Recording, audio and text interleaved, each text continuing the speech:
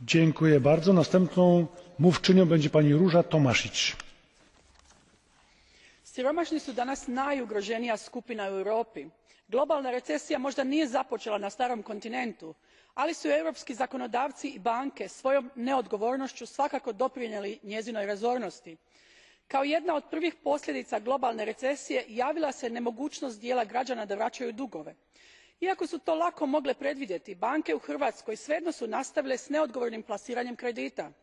Zakonodavac je reagirao donošenjem lošeg Ovršnog zakona kojim je država pretvorena u utjerivača privatnih dugova koji u potpunosti zanemaruje dobrobit građana i društva u cjelini. Hrvatske obitelji zbog ovakve prakse svakodnevno ostaju bez domova i padaju na teret ionako preopterećenog socijalnog sustava. Kao što građani uzimajući zajam preuzimaju na sebe financijski rizik, i banke bi konačno trebale prihvatiti posljedice svojih loših poslovnih odluka. Jedino tako oni mogu biti ravnopravni partneri u stvaranju novog doma ili pokretanju posla, što je nužno za povratak izgubljenog povjerenja. Hvala lijepa. Hvala lepa.